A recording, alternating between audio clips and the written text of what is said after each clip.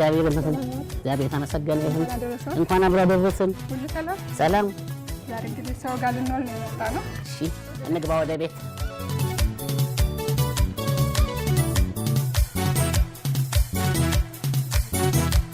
እሺ ይዛች ለቤት።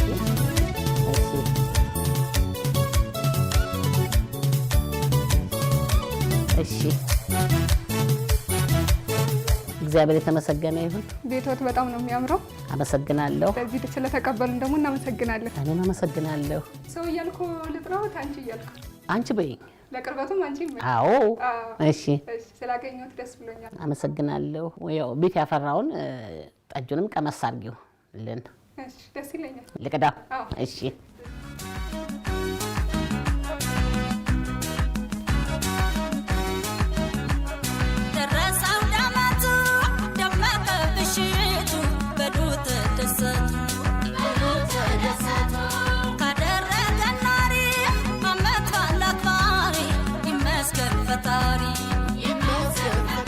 ነገርን በምሳሌ ጠጅን በብርሌ ይላሉ አባቶቻችን። እኔም እንግዲህ ውበቱም ባህሉም በብርሌ ነው ብዬ ጠጅ በብርሌ ይዤን የተገናኘ ነው። በቅድሚያ ግን ሰላምታችንን አልዘነጋንም። ጤና ይስጥልን፣ እንደምን አላችሁልን የተወደዳችሁ ተመልካቾቻችን። ዛሬ እንግዲህ ጠጅ አጣጣል እንዴት ነው እንዴት ይሰራል የሚለውን ነው የምናየው። ያለሁት ደግሞ አንዲት እናት ቤት ነው። እናና ውበት ይባላሉ። እንግዲህ በጠጅ ዝግጅታቸው ከዛ ደግሞ ለሙያቸው ባላቸው ክብር በጣም ይታወቃሉ።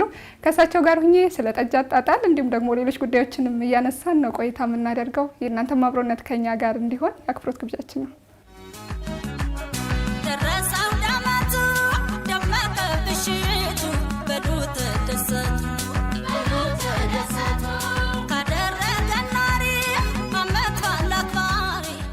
ጠጅን ለማዘጋጀት የሚያስፈልጉን ግብአቶች ምን ምን ናቸው? ውሃ፣ ማር፣ ጌሾ። በቃ ሌላ ምንም ነገር አያስፈልገው። ሶስቱ ብቻ ይሄን የመሰለ ጠጅ ያወጣል። አለቀ። ስለዚህ እንግዲህ እያንዳንዱ ነገር እያሳዩኝ አሳይሻለሁ። ወደዛው እንሄዳለን። አንድ እሺ፣ ልብሳችንን ቀይር። በዚህ ልብስ አይሆንም። ነግቢና እንቀይር። እሺ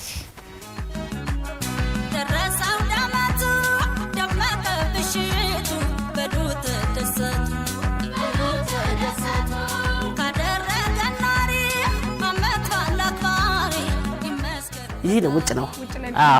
አዎ። እሺ አሁን ወደ ጌሾ ለቀማ እንሂድ። ከጌሾ ነው የምንጀምረው። ከጌሾ ነው በደረቅ እጃችን ስለሚለቅም። እሺ እዚህ የሚለቅም ብዙ ሰው ነው ያለው። አዎ ይሄ የሚለቀመው ነው። የሚለቀመው ነው። ያ ቆሻሻው ነው። ያኛው ቆሻሻው። አዎ እንጨቱ ነው የሚለቀመው። ቆሻሻውና እንጨቱ። አዎ ይሄ ንጹህ ቅጠሉ ነው የሚሆነው ለጠጁ። አዎ ፍሬው አይገባም። እንጨቱ በቃ እንትኑ ስለጨረሰ አይገባም እንጨቱም። እቺ ብቻ ነው ተለቅማ የምትገባው። ይኸውልሽ እቺ ተለቅማ ትገባለች። አሁን አንዳንድ ሰው እርጥብ ጌሾ ይጨምራል። እንዴ እርጥብ ነው የጨምራለሁ። ለምን ነው እርጥብ የሚጨምረው መሰለሽ? ከምታልሽው ማር ጋር እርጥብ ጌሾ ነው የሚጨምረው። ደረቅ ጌሾ አይጨመርም። 2 ወር ከዛ በላይ ከሆነ በኋላ ማለት ነው። አዎ 2 ወር ከሆነ በኋላ እቃው አይታጠንም። ለምን? ይገረምማል። ምንድነው ይገረምማል? ይገረምማል ማለት አሁን ከነበረበት ላይ ማሩን አጨምሪውም፣ ከነበረበት ላይ እርጥብ ጌሾ አጨምሪውም። ሌላ እቃ አጥበሽ አይታጠንም። የመጀመሪያው ማጠኛ ስላለ አሁን ገባሽ? እቃው ይታጠባል በደንብ መድረቅ አለበት። ውሃ ከነካው ካረግሽው በቃ ጠጁ ተደፋ ማለት ነው። ጠላቱ ውሃ ነው። አይነካውም ጭራሽ አይታሰብም። አንዴ ከተበጠበጠ በኋላ በቃ ከተበጠበጠ በኋላ እርጥብ ጌሾ ብታረጊም ቢቀመጥም ውሃ ጠላቱ ነው። እና አሁን ምን አደርጋለሁ መሰለሽ? ያ 2 ወር ከሆነው እቃው ታጥቦ ደርቋን ፎጣ አለ፣ በፎጣ ይወለወላል። ከዛ በኋላ ምን ይደረጋል? ያ ጌሾ እርጥብ ጌሾ ከዛ ከታች ከታጠበው እቃ ላይ ከታጠበው አይታጠንም። እዛ ላይ ተቀምጧል እርጥብ ጌሾ። በበሰለው ጠጅ ማሩን ትበጠብጨዋለች። ውሃ አይነካም ብዬሻለሁ። በበሰለው ጠጅ ያንን ባቡጄዲ አጥለሽ ነው የምታረጊው። አጥለሽ ታረጊዋለሽ። ከርነሽ ትተይዋለሽ። ከርነሽ ትተሽ ታማስይዋለሽ። ወዲያው ይቀይረዋል። የበሰለ ስለሆነ ጌሾን ይቀይረዋል። በ4 ቀኑ አውጥተሽ ጌሾን ትጠያለሽ። ወደ ወይን በቃ ጠጅ አይደለም ወደ ወይን ይቀየራል። እንዴት የሚጠጡት ነው የሚነግሩና እሱ ይወደዳል ማለት ነው። በስማ እሱ የጠጣሽው አሁን እሱ ነው። ለዛ ነው ጠንከር ያለው። አዎ ስለሱ ስጠይቅ ለሙያው ያላት ክብር እስቲ ስለሱ ጠይቂያት። እንደው የሆነ ነገር ብትከስር እንኳን ደንበኞቿ ላይ አይደለም ራሷ ናት የምትከስር። አምስት በርሜልም እንደዚሁ ደፍተዋል አንዴ። መቼም ለአንድ 6 ወር ያክል እንደው ብታይ እንደው እንዴት ብዬ ልንገርሽ ይቺ ቦታ ጠበበች። በኋላ ምን አደረኩኝ አሉ ብዬ 7 በርሜል ጠጅ ጥላለሁ። ስጥልስ 2 በርሜል እንደተሸጠ ቀጥ ይላል። አሁን ጠጁን በችኮላ ስለጣል ነው እንደፊተኛው ቀስ አድርገን ብንጥለው ይቆይ ነበር። ይሄ ግን ገበያ እንዳያመልጠኝ ብዬ በችኮላ ስለጣል ነው 5 በርሜል ሁሉ ጠጅ ሞተ። በቃ ወይ አልኩ።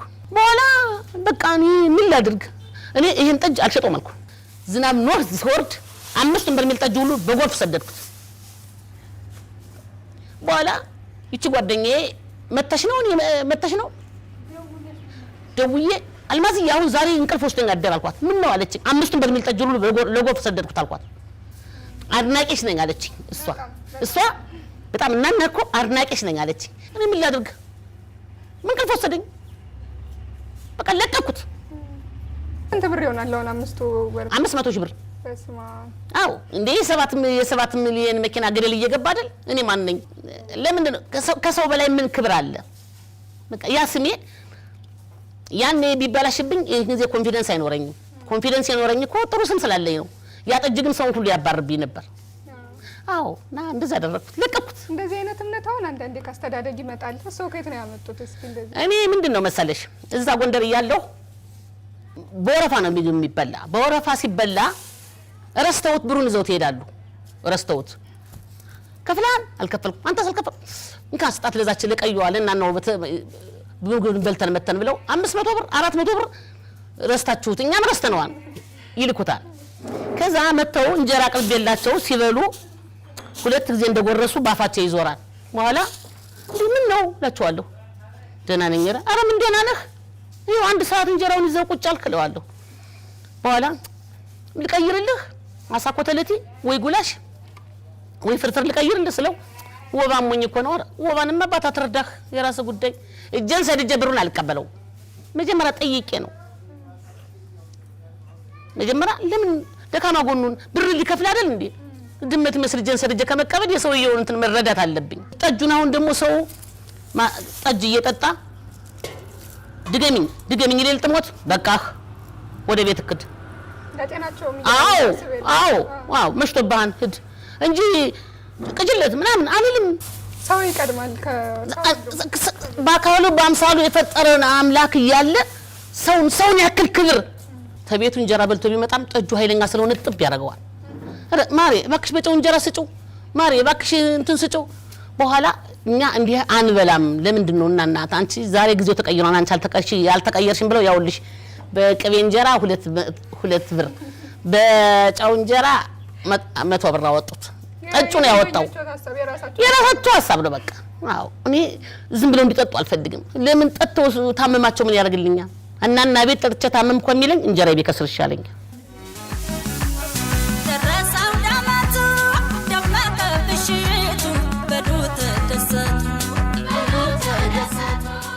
እንደው ከየት ነው ያመጡት ይሄንን ባህሪ?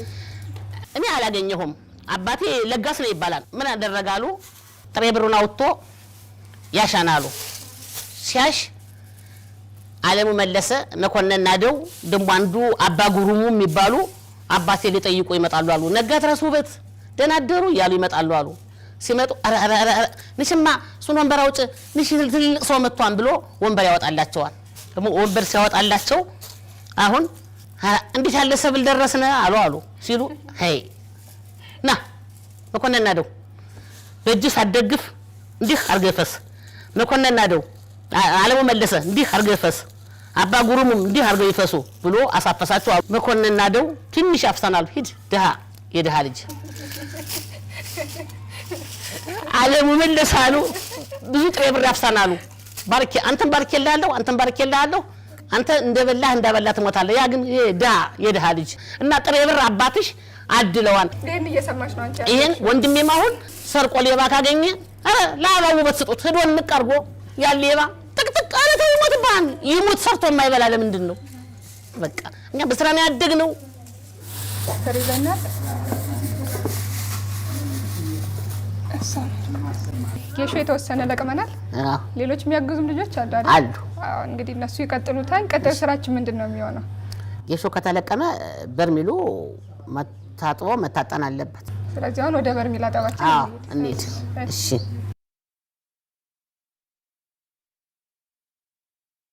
አሁን ምን ይዘው እጃችን እንታጠብ ነው።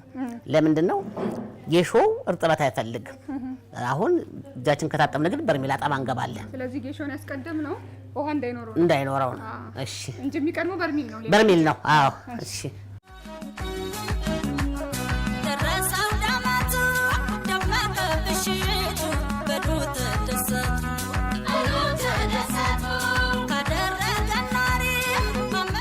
ይሄ አንፋር ይባላል። ይሄ አንፋር ቅጠል ቴስት የለውም፣ ምንም ነገር የለውም፣ ግን ይኮርፋል። በዚህ ነው የምታጠበው? በሱ ነው መታጠብ ያለበት። ሌላ ነገር አይፈልግም። እንጀምረው። እሺ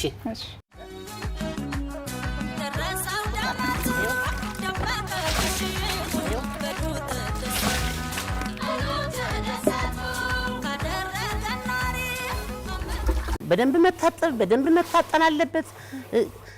ዛሬ ከተጣለ በኋላ ውሃ ካጠገቡ አይዞርም። ጠላት ውሃ ነው። ምን ይሆናል አሁን ውሃ ድንገት እንደው ይሄ እፊያውን ጥጁን ጥለሽ ወይም ብርዙን በረዘሽ እፊያውን ክርችም ማግሽ ከርነሽው የእፊያው ጠብምታ ይገለዋል። የራሱ አረፋ አለው። ስለዚህ አሁን ይበቃዋል። እስኪ አዎ አሁን አንዴ እንለቃልቀዋል። ይሄን እንድፋ ይሄን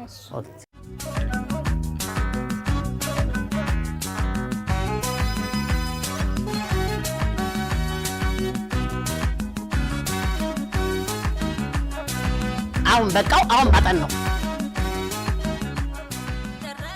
በጆት ይዟል ማጠኛው። አዎ በምን እንደው የምናጥነው? እስኪ የሚታጠነው ኮረሪማ፣ በርበሬ፣ ሰፈፍ እንደ ጠላውን በወይራ በመናና ጭራሽ አይታሰብም። በዚህ ብቻ ነው። እሺ ወዳው ንጠ ነው።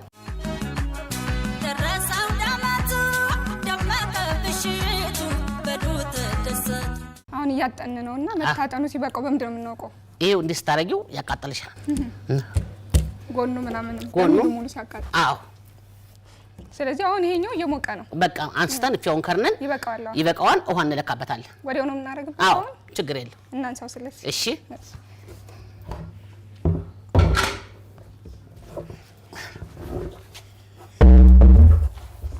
ይኸውልሽ በርበሬው ናንስ በርበሬ ቀረከ።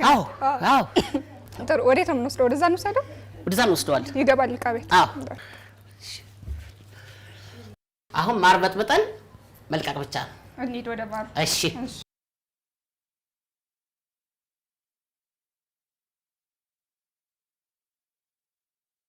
አሁን ከዚህ ምንድነው የምናደርገው?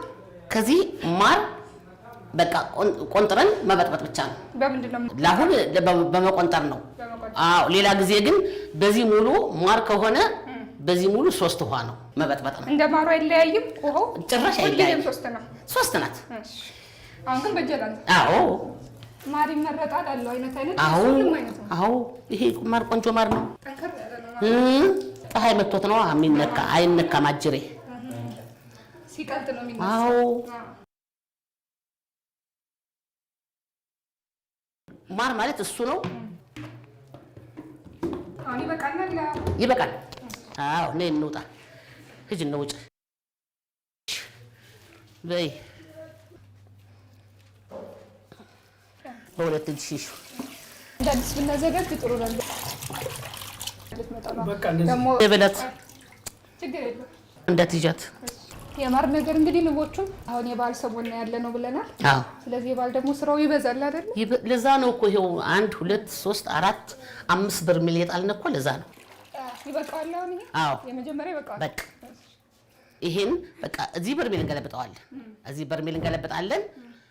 ከገለበጥን በኋላ ልክ አሁን በጋ ነው። ውርጭ አለ 6 ቀን ይፈልጋል ለመፍላት። ግን ቀኑ ይቀያየራል አይደል? በበጋማ 4 ቀን ነው። አዎ አሁን ዛሬ ለማሳያ ነው። ለምን 5 በርሜል ስላለ ይሄ ለማሳያ ነው። በቃ ማጠኛው ኮረሪማ በርበሬ ይችላል። ትንሽ የምታስቸግረው አይደለም? ካስሮ ቀደም ብለሽ እንግዲህ 5 በርሜል አለ እያልሽ ነው የተዘጋጀ። እየከፈትን እናያቸው። እሺ አሁን ይሄ ምን ላይ ያለ ነው? 3 ቀኑ ነው። አሁን እኔ እንደበጠበጥኩት ተበጥብጦ 3 ቀን ቆይቷል። አዎ ሌላ ምንም አልተጨመረም። ምንም። አዎ ይሄ ደግሞ ጌሾ የገባበት ነው። ይኸውልሽ የቀድሞ ያየሽው ጌሾ አረንጓዴ ነው አይደል? የቀየረው ጠጁ ነው። ምን ያክል ጊዜ ሆነው? ይሄ ትናንትና ነው የገባ። እሺ 2 ምን ያክል ጊዜ ቆያል? አሁን የጌሾ ተነስቶ ለመጠጣት በቃ 10 ቀን ድረስ ይጠጣል። ከነገ ጀምሮ ይጠጣል። ከነገ ጀምሮ? አዎ 2 ቀን ከቆየ። አዎ ይሄና ይሄ ተመሳሳይ ነው? ተመሳሳይ ነው። ይኸውልሽ ምን ያክል ነው የሚማሰለው? በየሰዓቱ እናማስለዋለን። ሁሌም እንደዚህ ነው ቤቱ? በዓል ሲደርስ ይበዛል።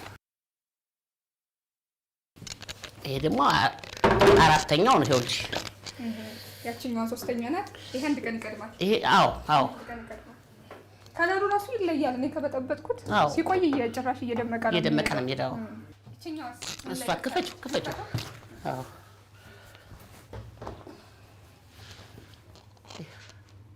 ስንት ቀኑ ነው? እኔ 3 ቀኑ ነው። ከዛኛው ጋር ተመሳሳይ ነው። አዎ ከሌላው ስራውን ከጠላ ከሌላው ስራ ጠጅ ቀለል ያለ ነው ይባላል አዘገጃጀቱ። ጠጅ ማለት እኔ ድቢ ነው። ለምን በቃ ድቢ ነው ብዬሻለሁ።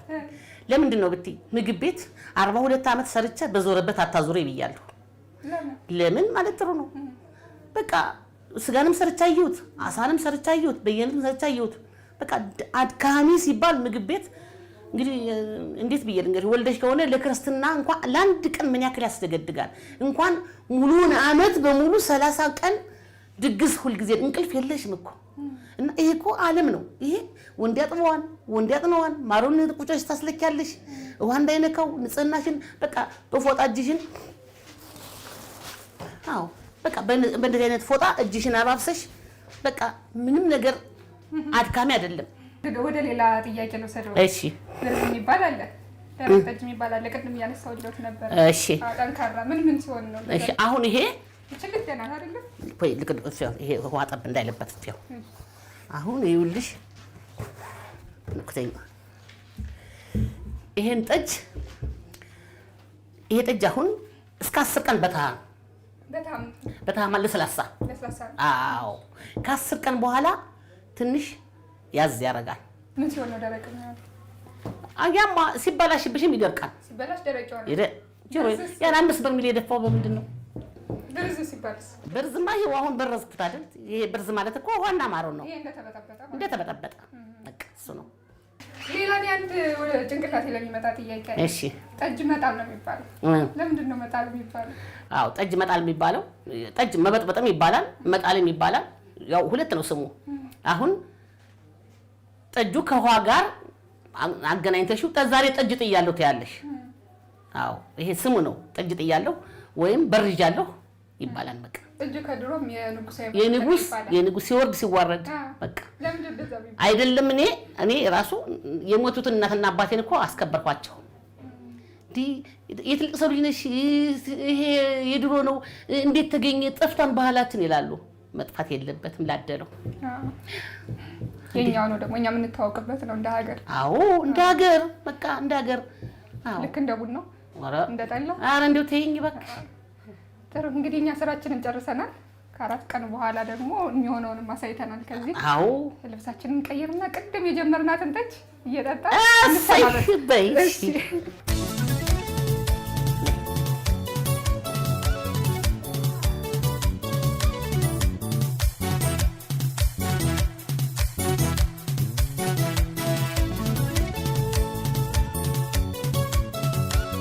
ዛሬ ስለ ጠጅ አጣጣል ነው እያነሳን ያለ ነው። አሁን ሙያውን እንዴት ነው የሚሰራ የሚለውን ስናይ ቆይተናል። አሁን ደግሞ ተመልሰን ልብሳችንን ቀይረን ከእናና ውበት ጋር ነው የምንገኘው። ከዚህ ደግሞ የተወሰኑ ነገሮችን እያነሳን ቆይታ እናደርጋለን። አሁንም ቆይታችሁ ከኛ ጋር እንዲሆን የአክብሮት ግብዣችን ነው። እንግዲህ ከተገናኘን በኋላ ጠጃችንን ቀብተን ወደ ስራው ነው የሄድነው። ደግሞ እስኪ ስላንቺ የተወሰነ ነገሮችን እያነሳን ቆይታ እናደርግ። ስላንቺ የተወሰነ ነገር ንገሪኝ እስኪ። ይህን ስራ እንዴት ነው የጀመርሽው የሚለውን። እናቴ ጠንካራ ናት። አባቴ ከወንዝ በመረብ አሳ እያወጣ ሲያመጣ ስትሰራ አያታለሁ። ለቤት ጠጅ ስትጠላያታለሁ፣ ለቤት ጠላ ስትጠላያታለሁ። ጋር ነው የሚባል ቦታ ውሃ ቀዳለሁ። 10 ማድጋ 15 ማድጋ ውሃ ቀዳለሁ። እዛ በስራ ነው ያደግኩት። በጣም ጎበዝ ነን። በቃ እንዲህ ውልግልግ ያለ ነገር የለና። ከዛ በኋላ ልክ የእናቴን ሙያ ይዤ አቅም ስለሌለኝ በቆሎ መጥበስ ጀመርኩ። ከበቆሎ መጥበስ ደግሞ ጌሾ እየነገድኩ ያለ የጌሾ ንግድ ፍቃድ አዳህጀ ወደ ምግብ ቤት ተቀየረልኝ። ምግብ ቤት ስከፍት ኧረ በስመ አብ ታዩ ቆንጆ ገበያ። በቃ እንዴት ብዬ ልንገርሽ። እና ጌሾ ነጋዴ ያለው ሎንችን ነው የሚጭነኝ ነበር። ሎንችን ማለት 27 ሰው ነው ጌሾን የሚጭንልኝ እኔን የሚያሳፍረኝ። አሁን አንበሳ መንግስት አመጣና ረገረገው። አንበሳ ባሱ አዎ እዛ አንበሳ 63 ሰው ነው፣ ሎንችን 27 ሰው ነው። በኋላ ሎንችኖች እና ውበት ፍሬም ባይለውም እና ውበት ቅልጥም የለውም ሲሉኝ ዝም አቤትም አልላቸው። ከዛ ወደ ማን አደላሁ? ወደ አንበሳ። ፍሬም ባውን ለአንበሳ እዛ አሉና ምትኩ ይባላል አይና ውበት እንዲሆን ሻለና ጌሾ ተሸክመን ባቀና ነው ቤት ለአንበሳ በቅቤ ለኛ በዘይት ነፍስሽን አይማረው እና ውበት አለኝ። እኔ እውነት ስለሆነ ምንም አይከፋኝም። ወይኔ ያሳደጉኝ ልጅ አይኛ እዛ ለቅቄ የትገባሁ ብትይ እንደዛ የሰራው እንፍራዝ ነው። ትንሽ ከተማ ሆነችና መኪና ብቻ ነው የሚበላልን እንጂ መኪና ከቆመ ምግቡ ወጥቶ መደፋት፣ መብራት የለውም፣ ፍሪጅ የለም። እኔም ነቃሁና ጎንደር ገባሁ። ጎንደር ገብቼ እዛ ክብር ከመስገን በዛ እየሰራሁ አንድ እንስ ያለች ፎቅ ሰራሁ በምግብ ቤቱ ወጭ። አዎ ያችን ሰራሁ። እሷን ሰርቼ ደግሞ ቆየሁና ያለሁበትን በሊዝ ገዛ ነው 5 ሆነን በማህበር እሱንም ፎቅ ሰራሁ። በቆሎ ሲሸጡበት ከነበረው ቦታ ላይ ፎቅ ሰርቼበታለሁ። አዎ በቆሎ ከጠበስኩበት ቦታ ላይ ፎቅ ሰርቼበታለሁ። ጎንደር ነው ይሄ? አዎ ጎንደር ነው። እንደው የሚያውቁት ሰውት ግን ምን ይላል? ጎበዝ ናት በጣም እናና በቃ የሰው ጌታ ነኝ። ክብር ከመስገን ቢቸግረኝ እንኳን ሰው እናና ካነሰሽ ብር እንሰጥሻለን ነው የሚሉት። በደንብ የምትታወቂበት ሌላ ነገር ደግሞ አለ። በደንብ ለደንበኞች በማሰብ ቀድሞ እንጀራ ትሰጫቸዋለሽ ይባላል። እስኪ ስለሱ በደንብ አጫውሽ። ይኸውልሽ ምሳ ቁርስ በልታችሁ በነገራችን ላይ ከጠጁ በፊት በልታችሁ እንላቸዋለሁ። ኧረ ተይው እባክሽ ስጭን ነው ጠጁን ሲሉ አይ መጀመሪያ በዋዜ እንጀራ ብሉ ብዬ በዋዜ እንጀራ መጥቼ በቅቤ እሰጣቸዋለሁ። ጨምረው ነው ከፍለውኝ የሚሄዱ። ዝም ብለው አይሄዱም እኮ አይሄዱም። በቃ ወይ ቅቤው ወይ አዋዜው ተስማም ቀጥይበት ብለው በልተው ይሄዳሉ። እሱ በማሰብ ነው ጤናቸው እንዳይጎዳ ነው። አዎ ለምንድን ነው ዛሬ ጠጥቶ ነገ እንዲመጣልኝ ነው። የዛሬን ብቻ አይደለም ማሰብ ያለብን። ችግራችን እኮ የዛሬን ብቻ እያሰብን ነው። ጤናማ ሆኖ ካደረ ነገ ሌላ 30 ሰው ወጥቶ ያመጣል። በቀር ግን አይመጣም። ቅድምም እያልኩ ነበረ ለሙያሽ ያለሽን ክብር በጣም ከብዙ ሰዎች እንሰማለን። እንደው ከአንቺ ልምድ አንጻር ደግሞ የምታስተላልፊ መልእክት ይኖርሻል ወይ? ሙያን ከማክበር አንጻር፣ ለሙያ ከመታመን አንጻር። እግዚአብሔር የፈቀደለት በ40 ዓመት አይደለም በ40 ቀን ነው ልብ የሚያገባው። እኔ እንግዲህ እድገቴ ነው ብዬሻለሁ። ሳድግ ጀምሮ ትውልግልግ ነገር ስራዬን መናቅ። ኧረ እንዴ ጠጅ ቤቱን እኮ እየጀምሩ የትወት ሞልተዋል። ለምንድን ነው ከመጀመሪያ ነዋ ክብር መስጠት ያለብኝ።